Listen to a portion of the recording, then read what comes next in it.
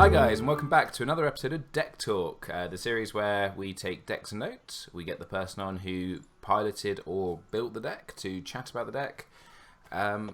We chat about the deck and then we play some games. We've had a bit of a break because after Store Champ season there was a bit of a lull and it was quite hard to see what decks and notes were, but regional season started. And we have this monstrosity in front of us, thanks to Mr. JC Wamma. Thanks for coming on, James. No worries. Thanks for having me back on. Honoured to be the first repeat guest. Yes, you are. I think you're the first repeat guest on the podcast as well. So, I mean, technically you did 3, but so yeah, Night's Watch Kings of Summer. How, why, and really why? So it's first of all, before anything else, worth emphasising that I'm not the original creator of this list. That would be Florian Muss, the Starlight champion from last year. Right, okay. He basically just came to me and said, I've got this sort of weird builder deck. I think it might be a bit fun. Do you want to test it for me? And yeah, I did. And I found it fun. Like, it's quite a novel deck to play with. And so we sort of refined it from there. The original version he had was a lot, like, in some ways it was even weirder, but in some ways it was more conventional. And so there was a lot of iterating, smoothing stuff out. Like, his original version, on the one hand, still had, like, say, Maester Aemon and Ranging Party and stuff like that. But on the other hand, it also had I Shall Win No Glory. I'm struggling to remember what's that one? Exactly. It's the zero cost event from the box that's kneel 3 Rangers, 3 Stewards, or 3 Builders to end a challenge with no winner. Oh, vaguely. I think I've seen that once. Yeah. It's like, if it was ever going to work in any deck, it would be this one. And it didn't work in this one. Saying that, from playing a little bit of Night's Watch, sometimes it was hard enough needing 2 Rangers for Watchers on the Wall, let alone 3. Yeah. So yeah, that's sort of was where the original origins came from. And the first version was sort of just trying to push, like the Castle Black Mason, your Brandon's Gift, your Brandon's Stronghold. Sort of, we've got these cards that work with lots of builders. Let's see how they all work together. And it became very quickly apparent to us that if you needed to get those cards to work properly, you needed to go all in on it. You couldn't do a half measure, maybe have sort of like 10 or 12 builders and hope that was enough. You had to really push that number up very high. Right. Which, once you commit to having, I think it's 20, the number of builders in this deck. Once you commit to having that many builders, and so many of those builders requiring locations, which therefore commits you to having so many locations, the spots for stuff that aren't that are so tight that you end up cutting a lot of those cards that are in any other Night's Watch deck auto include. Like, I can't think of another Night's Watch deck that wouldn't run at least a version of Maester Aemon. I can't think of a Night's Watch deck that wouldn't at least have 1 or 2 ranging parties in it, that sort of thing. Yeah, they are so good for their gold cost. Yeah. Yeah. That is fair. I was quite surprised when we were chatting about this briefly at Euros, and you said, I don't have Aemon in the deck, and that's just really bizarre for a for me to gather for a second. I'm like, hang on, you don't have Aemon? But he's so core to the deck, but having seen yours in action, I can kind of see why you don't. He's, when you're able to basically do 3 building orders a turn with some of the cards, and you just say that number of builders just allows you to do what the deck needs to do. Yeah, it's like Aemon is great for allowing you to preserve board presence after resets. It's basically his primary function. The way this deck deals with that, obviously, is reset me, go ahead, I'll reflood better than you will. Yes. In fact, I was chatting to George about this deck, and I said in some ways this deck reminds me a bit of Ryan's national winning deck. Yeah, I can see that. Mainly because you get to a point where your opponent just can't win challenges anymore, and Yeah. you'll quite often lose for a while. And again, the board can get reset, and you just flood out because in his case, he had the gold. In your case, your guys are low enough costs, and you've got cards which you don't normally see, but are very good in this deck that allow you to get them out even cheaper. Yeah. And also then the strongholds to make these cheap, somewhat worthless by themselves characters suddenly be, in double digits in terms of strength. Yes, yeah. I mean, you've got one of my favourite cards, Howder, because just that the challenge mass when he's out just gets silly, especially with 18. Well, not 18 Night's Watch buildings, but you know what I mean, and the 6 attachments. Yeah. Okay, just looking at quickly, because obviously the first card people are going to notice is you have 3 copies of Brandon's Gift, and in your write-up you say it's probably the second most important card in the deck. Now, obviously this is a card that has been ridiculed, since it came out. It's much maligned. It just works for this one, I guess, because you are running builders.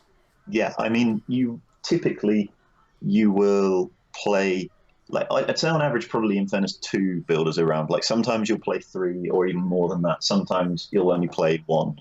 But it's usually going to get you at least 2 gold worth of economy every single round. Because the thing people notice is no Rose Road, there's no, Great Halls or any of that kind of economy. But I guess this is your economy.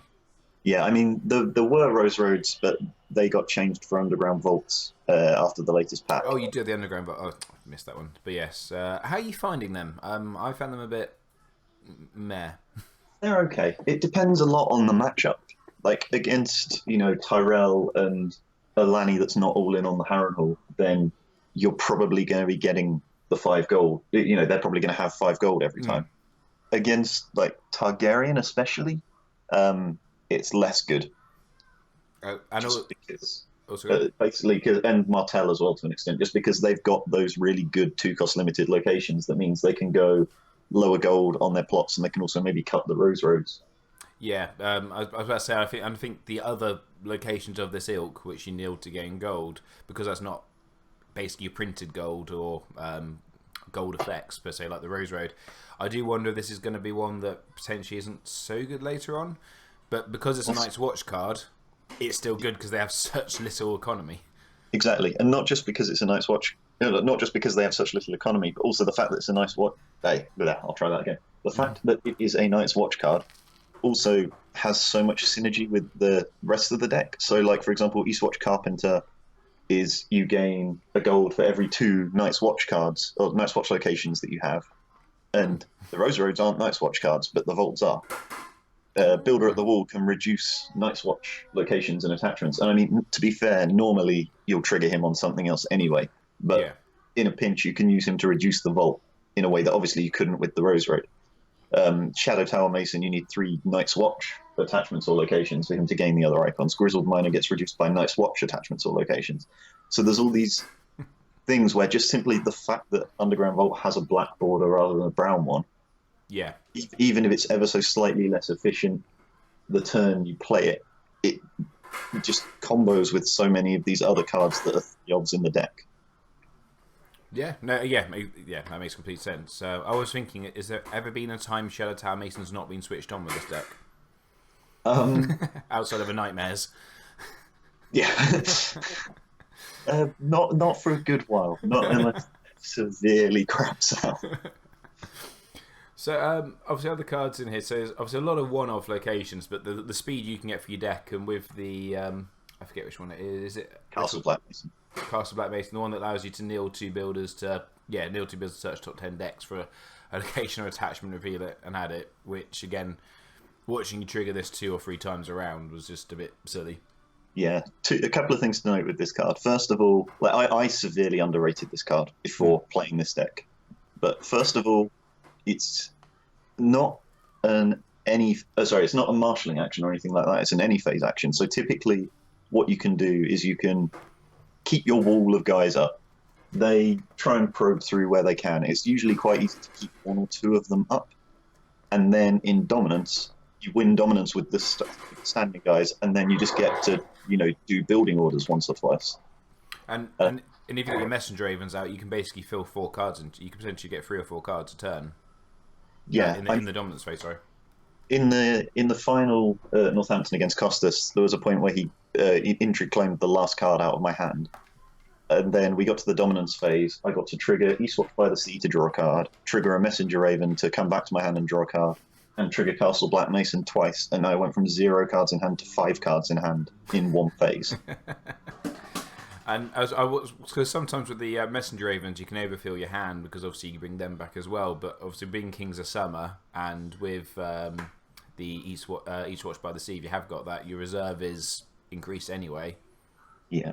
So you're very unlikely to have many issues with having to discard it. Yeah, I remember. Was it Dan who came second at Euros?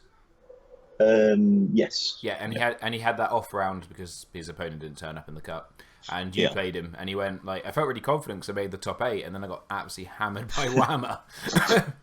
And I said, "What happened?" He went, "Yeah, I don't know. He just kept drawing cards." So yeah, obviously this is a wall deck. I guess is really the crux. Yeah. So this is how you win the game. Yes. And I think that's what went wrong at Euros, wasn't it? 2 of your losses were because you didn't see the wall and your opponent did.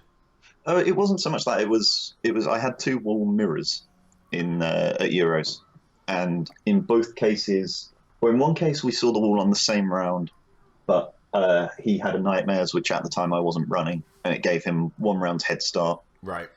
In the other one, I actually saw the wall 1 round sooner, but I had 2 rounds after that where I hadn't seen any of the Castle Black Mason or Messenger Raven or anything like that lets you gain extra cards. And my draw for the next 2 rounds was Brandon's Gift, the wall, Brandon's Gift. And in those 2 rounds, Tamas, who I was playing, just came back and wrecked me because he was being able to actually put the presence on the board to win challenges. And I guess if the one person you need to be worried about, well, if you can't give an advantage to a Night's Watch mirror match, it's Tamas. Yeah, although I was very, very happy. Obviously, he's the Lord Commander of the Night's Watch, but he had to read Brandon's Gift to know what it did. Yeah. That just made me so happy. Right. That is an achievement. Maybe you had I even forgotten the event you talked about at the beginning. That probably would have made I shall win no glory. That's the one. That probably made him take a double check as well. Quite possibly. Obviously, the other thing, looking at your character icon spread here. Yes, it's a lovely graph, isn't it? With 19 power icons, 1 intrigue, and 2 military. So, are you relying on the Shadow Tower Masons and the Swarm Brothers here not Swarm Brothers, sorry, the Shadow Tower Masons to defend all 3 challenges coupled with the Haunted Forest? Yeah, I mean, so there's a bunch of invisible icons there. So you've got the 3 Shadow Tower Masons to cover the intrigue and military. You've got Practice Blade at 3 that covers military. You've got the Haunted Forest that can soak one or the other. And also, obviously, the 1 intrigue icon is actually 3 because it's Ed, who's a 3 of. Yeah, and he's pretty good ability as well. So yeah, in practice, it's more like I think it's about 11 military icons and 9 intrigue icons, sort of in total, if you include the invisible ones, which makes it look a lot less susceptible. And obviously, a nice low cost curve. Is that to take advantage of Duel, or is it just you kind of figured you ran a low cost curve, you might as well put it in? Yeah, the cost curve was already in place before Duel came out, and then when Duel came out, it was like, yeah, well, that's obviously going in. And so it's quite a fairly interesting plot. So you don't tend to see Calm over Westeros much anymore. No, well, basically the idea behind Calm was just that one of the weaknesses of the deck, and we'll get to this in a bit, I'm sure, is heavy military aggro early on. If you're unable to maintain a healthy number of builders on the table, it can be seriously tough. So obviously at the moment we've got Khal Drogo, because Black Targ is quite popular, and obviously you've got the threat of Jakara, especially early on when your character strength might be a bit lower because you haven't got Howlers to buff everyone before the challenge. I assume that could be them then, like with a 2 claim plot, maybe turn 1 or turn 2 could cause you quite a few issues. Yes, very much so. So having the ability to just say, okay, I'm going to ignore the military challenge this first round. Maybe I don't get to trigger the wall, but I'm less worried about doing that round one anyway. Yeah. I'd rather sort of, get everything in place for the future. And also, similarly, against Lannister, being able to say, sure, you can intrigue me. That's fine. I don't care about it this round. Yeah. And the other thing as well is one of the reasons I was probably one of the last people around here to remove Calm is I selected late in the game to go, your power challenge doesn't do anything this round. Yes, that's the other good use, is if you don't end up having to use it in the first couple of turns, being able to later on say, yeah, I'm going to be triggering the wall because we're very much past the point where you can stop that, but you can't even take power off me through power claim. Yeah. Okay, obviously, close call, I assume this is mainly for Howder? Or is it just for draw? It's kind of a mixture of a couple of things. So originally it was a second time of plenty. Right. And then we decided that usually, like, time of plenty obviously has better numbers, but usually after the first couple of rounds, you don't need to have that much gold in one round, especially after you've got, like an Eastwatch Carpenter or whatever on the board. So taking the hit on the numbers in order to make the draw one-sided instead of two-sided was very nice. And going on with that as well, Time of Plenty, it's a plot which, depending on the deck, I've started going off of a little bit. Because, really? Yeah, giving your opponent card draw. I'm just like, I don't like giving my opponents cards. Especially my Stark deck I took to Euros. Initially, I had Time of Plenty to want to draw, but then I actually went to Close Call for the same reason of, the idea of this deck is to deny you doing what you're trying to do. Why would I give you more cards to get out of what I'm trying to do? I can see that. My counterpoint, I guess, would be that if you're playing it round one, then their reserve, like, quite often they'll have to discard a card for reserve anyway. And you're not getting card disadvantage and one extra card round one. And especially in this kind of deck, you need to see as many pieces to sort of get your combo together as early as possible. And also, the closest thing it has in the game to a counter would be Summer Harvest.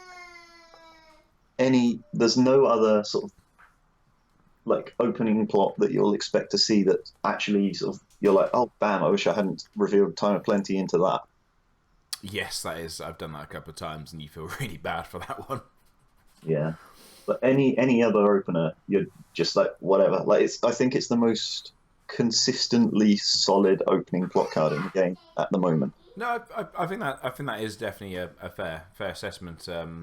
And it's something I did bounce around a bit. It's something I might go back in if I want to look to redo Stark, and your logic is pretty sound on that. It was just I thought I was going for the whole denial package, but this one again, I mean, you if you draw into a Craven and they draw into or a Milk and they draw into Randall, you don't really, you kind of won. Yeah, it's like I'm more than happy to give them the opportunity to spend 6 gold for me to milk it for 1. Yeah. So yeah, that was one of the reasons why one of the Time Plenties went to Close Call. The other one was the Targaryen matchup. It's partly for Holder, but it's more for Ed. Because if you trigger Ed to put him into an injury challenge, then even if you've got the wall out, he's only 4 strength. And Targaryen, as far as I'm aware, have a card that can deal with 4 strength characters in challenges. Really? I think they do. Okay.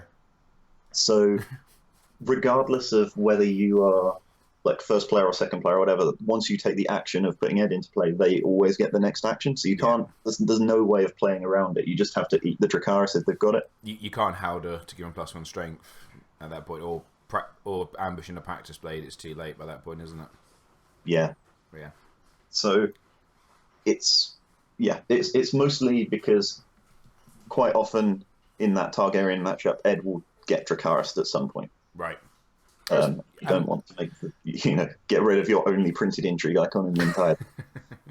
and I guess same point. You bring him back. You should get a card draw. Hopefully. And obviously they've basically, I wouldn't say wasted a Dracarys, but it's 1 less Dracarys to worry about. Yeah, yeah. An important part of that Targ matchup is counting through the Dracarys. Yes. But yeah, it also is used for Holder, as you say, because Well, again, for that Targaryen matchup, Holder, like he's always great, but he, like quadruples in importance in that Targaryen matchup. Like you saw in the stream for the Northampton final, every single challenge, I was like, how? Okay, I need to trigger Holder with these three things in order to be able to post for 5, and that way, if he Dracarys is me, I'll be able to then do a trigger, that sort of thing. I say I've been playing a bit of Night's Watch Reigns, and just having Howder out just makes Reigns triggers so much easier. Yes. Yeah, I can imagine. Especially when your opponent's like, yeah, you can't get through. Oh, actually, no, you just knelt for attachments. Yes, you've got the reins off. Great. Yeah. So yeah, with Holder, you quite often have to play him out as soon as you draw him against Targaryen. Yeah. In other matchups, quite often I'll try and hold him back until I can play him out with the Duke. Yeah. But yeah, for that Targ matchup, you need him straight away, and then if they Valor, then you need to be able to get him out of your dead pile. So looking at the ones, so you got confiscation, pretty standard. Again, I assume this is more to get rid of positive attachments from your opponent. Its main purpose, the reason it is in the deck, is because of Frozen Solid. Wow. Frozen Solid on Brandon's Gift, specifically. Yeah. Okay. Yeah, that makes sense as well. Yeah, it absolutely wrecks the deck's econ curve the moment that you're losing that 2 or 3 extra gold that the gift's effectively giving you every round. Obviously, beyond that, as you say, it's good for sniping positive attachments. Like quite a few times, I've been able to discard bodyguards from people on the Valor turn. That sort of. That's always a fun play. Counting coppers, I guess, just goes into your draw because draw's good. Yeah. Duels, we already talked about. You have a relay cost card, and even you did have some 6 costers. I imagine they wouldn't be unique characters, or they wouldn't be armies, would they? But there's very few 6 costers you'd probably want to put into this kind of deck. Yeah, I mean, right now the only one that's in remote contention would be like a Corrin Halfhand type card. And obviously, the annoying thing I've had with this, I've tried using it, and every time I use it, my opponent plays March and ends up just marching the character I would have, one of the characters, and then it fizzles. But at least you're still getting rid of one of them either way, then. Yeah, normally the one that's got milk on, frustratingly. For the watch, pretty sad. Any thought to this being the Fire Burns instead? I mean, there's not really that much point because the icon spread of the characters is so one-dimensional. That's fair. Also, actually, no, having said that, it's not just that there's not that much point. I might be wrong, but I believe the Fire that Burns is actually winter-traded. Oh, I can't think off the top of my head. I believe it is. But even if it wasn't, I don't think it would be an auto-include, just because unless you have Shadow Tower Mason out, or, a Practice Blade, then you're not really getting that much mileage from the non-kneeling anyway. It is winter-traded. I should know that. That's the reason it's in my range deck, because it works with Winterfell. Nice. Yeah. And then the other one, obviously, you got Time of Plenty, which we've already talked about, which assumes more for your opener. Yes, almost every game I'll open Time of Plenty. Not literally every game, but almost every game. Yeah, just to give you the money to get set up, and then the extra card draw, as you say, is not bad. Just looking for you remembering your write-up. So obviously Isle of Ravens is more to keep you in the game later on after almost decking yourself? Yes, Isle of Ravens, basically, it lets you get to a point where the Craven and Milk lose the terminal keyword, because if they get rid of the character they're attached to, you shuffle them back in, you castle Black Mason, it's back in your hand.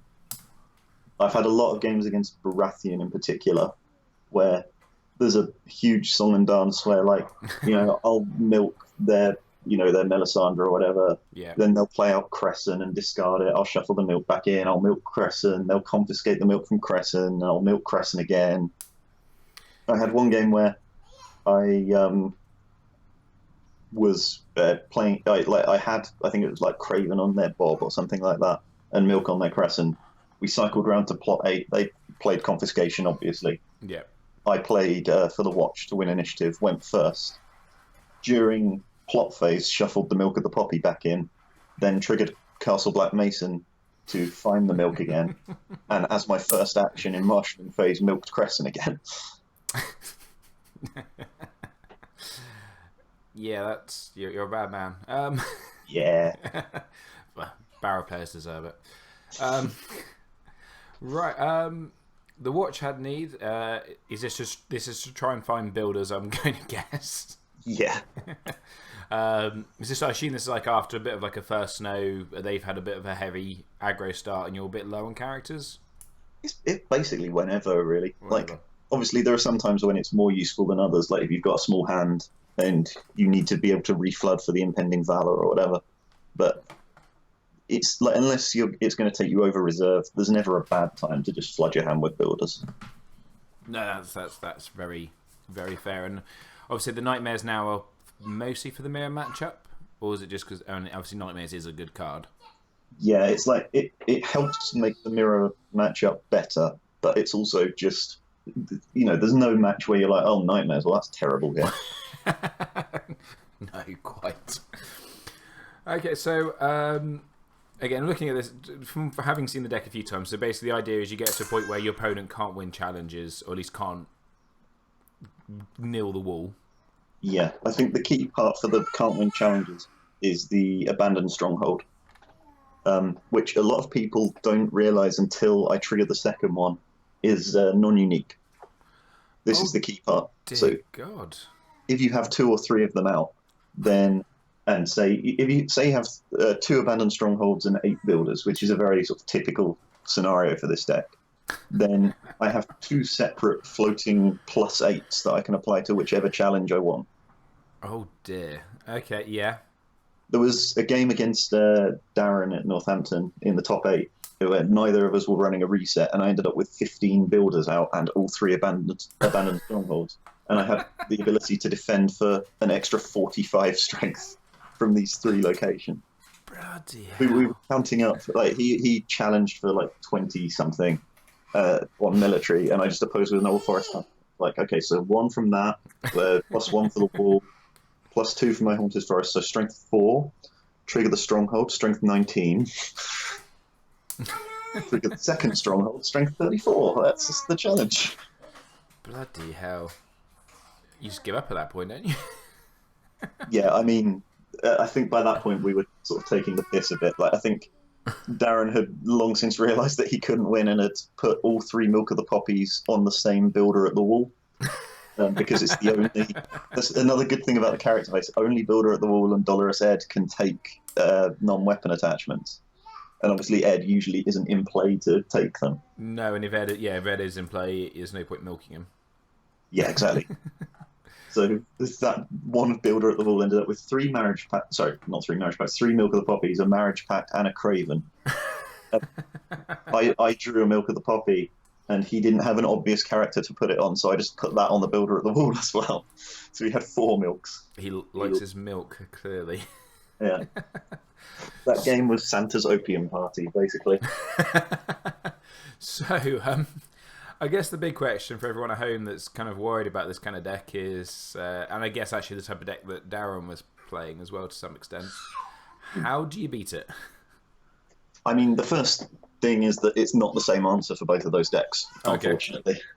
Okay. I think for the deck that Darren was playing, I think has a reasonably good matchup against like Lanny Crossing type stuff. So not Lanny Crossing, Lanny Reigns. Lanny Reigns is one of the tougher matchups here. Right. Basically, so ways to get around it. First of all, decks that run aggro, no attachments characters. So your Corrin half hands, your Grey Worms, your ranging parties, your mid-range armies that can put a large amount of strength on the board early and can't be cravened or milked. Right. They can do some damage. Could Night's Watch Crossing potentially be a headache then? Not so much the crossing, just because you can milk John. I know you can't milk Jon Snow, can you? The core. You can't milk the core one. You can milk and craven the 7 cost one. Yeah. But typically, the problem that Night's Watch Crossing has is it likes to get Corrin and Jon on the board, and then Jewel can just set back the tempo so far. Yeah, that's fair. Obviously, in that one, you're probably killing Corrin. Yes. But even then, you're having to kneel John. So unless you've also got Satin on the board or whatever. I was about to say Saturn's a card, but yeah, but you're relying on having all of that, seeing all of that. That's fair. So that's one way. Also, Winter it generally can be quite nasty, both for reducing the gold you get, for reducing your reserve, and also first snow of Winter. A lot of people look at this deck and they're like, "Oh well, it dies to first snow." It doesn't, just because you can replay out everything the following round. Because Branding's Gift makes everything so much cheaper. Exactly. The problem comes when it's first snow of Winter followed by Famine. Because that basically stops Brandon's Gift from working, I guess. Yeah, it kind of offsets it, and it basically will, in practice, halve the number of builders that you can play out again. Right. And not only that, but you'll lose your board state. You won't be able to reflood properly, and they'll have 2 claim. Yeah. And it's just a really nasty series of things, and it can wipe you off the board. Okay. Yeah, that makes sense. Political Disaster. I think that's a card people really seriously need to think about putting in their plot decks these days. Yeah, I mean, I played against a Political Disaster deck in the top 4, and I was able to win, but it's in large part because I already knew that he was running Political Disaster. Right. So you just duped every location could be duped. Assume you just duped it as soon as you could. The Wall and Brandon's Gift are the 2 that can be duped. So I got to save, I sort of was rationing the degree to which I was playing out locations. I made sure that I had a Haunted Forest in my hand, so that when it got round to discarding, I could keep the Wall and Brandon's Gift because they were duped. Isle of Ravens, because in that scenario it's vital, and Forest out again straight away. And it just, it takes all of the tempo away from the Political Disaster. But if you don't know that that's coming, then it gets a little bit trickier. It's a bit like playing when you're learning to play around Valor and Wildfire in some respects. It's kind of the same principles, just now on locations as well. But there is just so many decks that are based around locations these days. Political Disaster's got to be something you've got to have a good reason, I think, not to at least consider in the plots. Yeah. Unless it will hurt you as much as it will hurt them. Yeah. Yeah, a deck like this probably shouldn't consider running Political.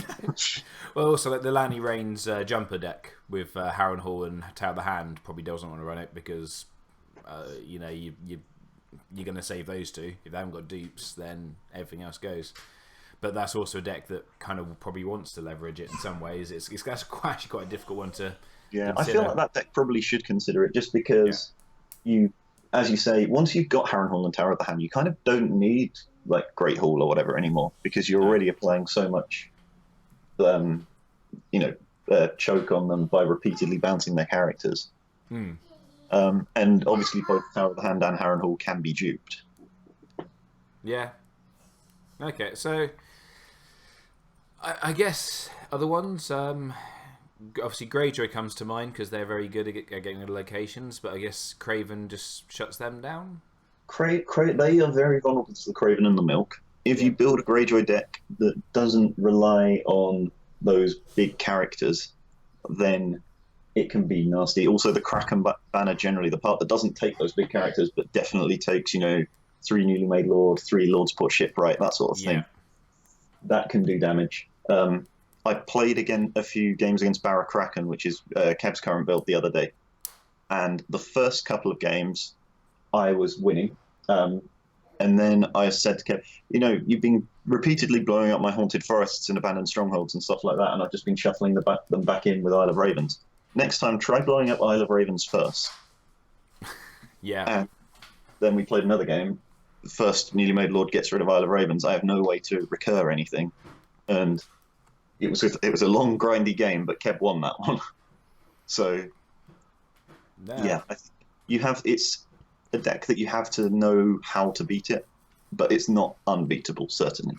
No. Well, yeah, I think, again, there's no such thing as an unbeatable deck, but it's definitely a deck, I think, you say, you've got to know what your targets are early on. Because I think a lot of people would have done the same thing and tried to get rid of the Haunted Forests and probably tried to get rid of Castle Black, whereas really Isle of Ravens is the one that does the real work. Yeah. And likewise, with that Frozen Solid point, I was almost tempted not to run Confiscation, because I figured Brandon's Gift is the optimal target to put Frozen Solid on. But how many people are realistically going to realise that the first time they play against it? Yeah. Versus getting to milk one of those Haunted Forests or the Castle Black or, an Abandoned Stronghold or whatever. Yeah, I think that's again, that's probably a mistake I think I might have made when the first time especially after that first time you flooded, you probably think, well, there's no point, you've done it now, there's no point worrying about it. But obviously then after the reset, you need that milking that Frozen Solid, that Brandon's Gift is quite important. None of any. I think just because it's coming a vaguely important trait. Any of these contested? No. No. So there's no. So what's it? I forgot. Lay Siege. Thank you. Lay Siege doesn't do anything either. I guess the other one, the one grade your deck that could potentially put you under threat is if they get some lucky pillages with Euron Crow's Eye early on. Yeah, the round, like if they're going second, the round they play Euron before you can milk or craven him, that can be a testing round, and sometimes you're sort of relying on the Wheel of Fortune. Yeah. A little bit there. Usually, yeah, just the fact that there are 6 cards in the deck that make Euron useless. Yeah. Usually see you through, but definitely it's got the potential to backfire. And I've seen Greyjoy players are starting to put a lot more pillage in their decks because of the their new econ location. Yeah, I know. That's one, because obviously they want the discarded cards more than anything else. Yeah. So they're sensible, and Euron triggers last. You could have 2 or 3 pillages by then. You might see something good, and obviously if they see the wall, then all of a sudden before you do, you're in trouble to some extent. Yeah, one of my testing losses with this game, I managed to get through almost 40 cards in my deck without seeing the wall. Then they got 1 pillage through with Euron, and first copy of the wall. It's like, well, you can't prescribe for that. No, you just have to go fair enough on that one.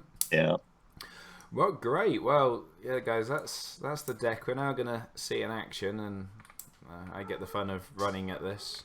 I don't know if I'll be doing much running for those cravens and milks. But yeah, let us know what you think below, guys. And come back for the next video where we'll be on the Iron Throne.